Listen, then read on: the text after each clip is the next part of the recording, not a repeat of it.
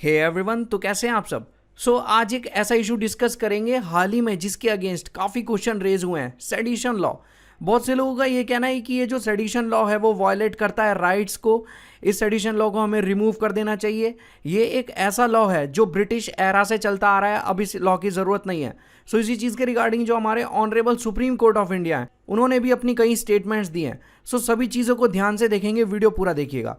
सबसे पहले बात कर लेते हैं सेडिशन लॉ होता क्या है। बेसिकली यहाँ पे एक एग्जांपल से इसे समझते हैं। मान लीजिए ये एक पर्सन है, ये किसी भी तरह का हेट्रेड या डिसअफेक्शन फैलाते हैं towards any government.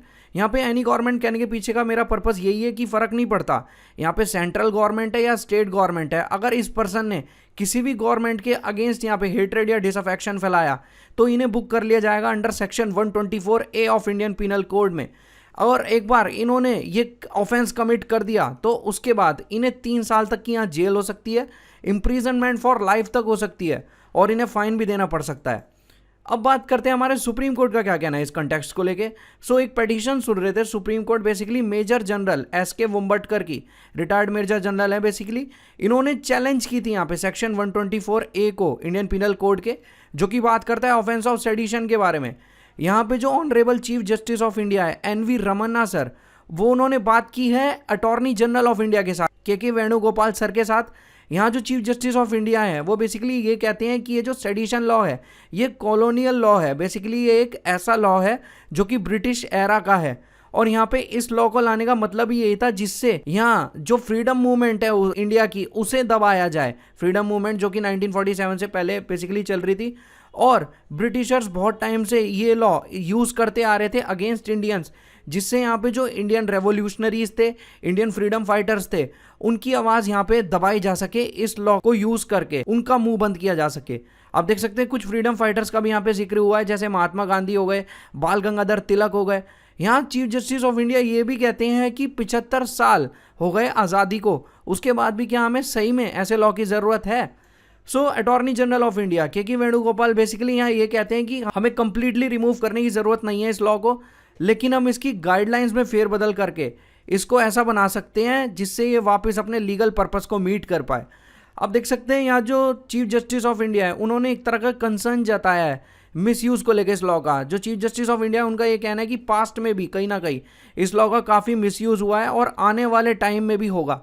Chief justice of India यहाँ पे ये भी स्पेसिफाई करते हैं कि वो किसी भी गवर्नमेंट को यहाँ पे ब्लेम नहीं कर रहे, लेकिन वो एक तरह का बस कंसर्न रखते हैं लोगों के राइट्स के प्रति। आप देख सकते हैं यहाँ पे जो चीफ जस्टिस ऑफ इंडिया है वो ये कहते हैं कि एग्जीक्यूटिव एजेंसीज भी अकाउंटेबल नहीं होती जब मिसयूज होता है यहाँ पे इस लॉ का। Basically chief justice of India यहाँ ये भी स्पेसिफाई करते हैं कि मैं वही चीज़ इंडिकेट कर रहा हूँ जो मैं सोच रहा हूँ।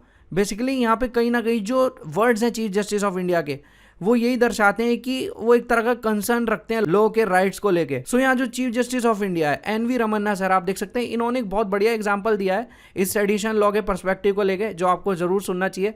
यहाँ जो NV रमन्ना सर है वो ये कहते हैं कि मान लीजिए आपने अपने घर पे एक कारपेंटर बुलाया है एक लकड़ी का कोई भी आइटम बनवाने के लिए। आपने उस कारपेंटर से बोला है कि भाई जा फॉरेस्ट में जा, जंगल में जा, वहाँ से लकड़ी काट के लिया, एक पेड़ काट के लिया बेसिकली। और यहाँ पे उस कारपेंटर ने एक पेड़ तो काटा नहीं बल्कि पूरा जंगल ही काट के लिया आया वो यहाँ पे। ये इफेक्ट है इस प्रोविजन का जो कि रिलेट करता है सेडिशन लॉ से। ये कहना है chief justice of India NV Ramana sir का। अब बात कर लेते हैं इतना कंसर्न क्यों है इस लॉ को लेके। जैसा कि मैंने आपको बताया ये लॉ है ब्रिटिश एरा का। बेसिकली ये जो सेडिशन लॉ है ये इंसर्ट किया गया था इंडियन पीनल कोड में 1870 में। इंडियन पीनल कोड आया था 1860 में, उसके 10 साल बाद 1870 में इस लॉ को इंसर्ट कर दिया गया in the Indian penal code. ये लॉ इंसर्ट हुआ था by the suggestion of Thomas Macaulay. यहाँ पे जैसे कि मैंने आपको बताया ब्रिटिशर्स यूज़ करते थे इस लॉ को, जो इंडियन रेवोल्यूशनरीज हैं, इंडियन फ्रीडम फाइटर्स हैं, उनकी आवाज़ दबाने के लिए, उनको सप्रेस करने के लिए। जैसा कि बहुत सारे इंडियन फ्रीडम फाइटर्स हो गए, भगत सिंह जी हो गए, यहाँ पे महात्मा गांधी हो गए, बाल गंगाधर तिलक हो गए, चंद्रशेखर आज़ाद हो गए।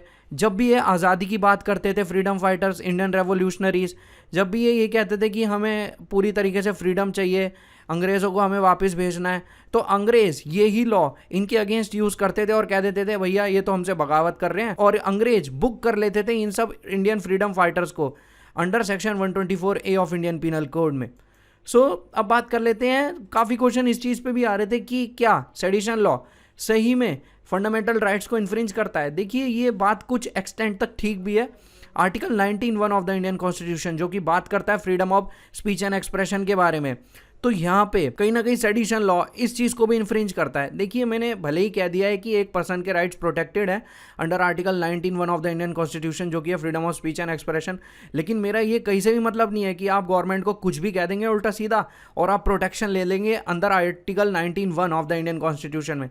देखिए आपको भले ही freedom of speech and expression है, लेकिन सर्टेन केसेस में, सर्टेन सिनेरियोज में स्टेट के पास ये पूरा पावर है कि वो आपके फंडामेंटल राइट्स पे रीजनेबल रेस्ट्रिक्शंस लगा सकती है। सो ये काफ़ी देखने वाली चीज़ है।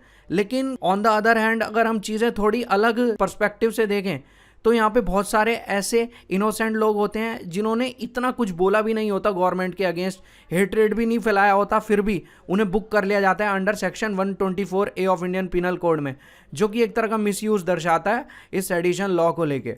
यहाँ पे जैसा कि मैंने आपको बताया मिसयूज़ की बात हो रही है, तो बहुत सारे प्रोटेस्टर्स, एक्टिविस्ट जो कि इंडिया के हो गए, उन्हें बुक कर लिया जाता है सेडिशन के अंडर। उन्हें ये कह दिया जाता है कि भैया आपने तो ऑफेंस कमिट कर दिया यहाँ पे सेडिशन का।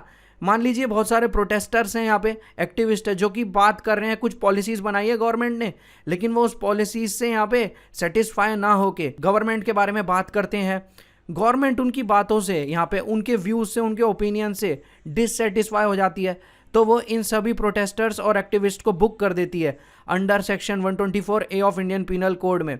यहाँ ये ध्यान देने वाली चीज़ है कि कई बार जो प्रोटेस्टर्स और एक्टिविस्ट बुक होते हैं under section 124A of Indian penal code में, उन्हें बेल भी नहीं दी जाती यहाँ पे, जबकि जो एविडेंस होते हैं, जो सबूत होते हैं, वो सपोर्ट में होते हैं इन प्रोटेस्टर्स और इन एक्टिविस्ट के।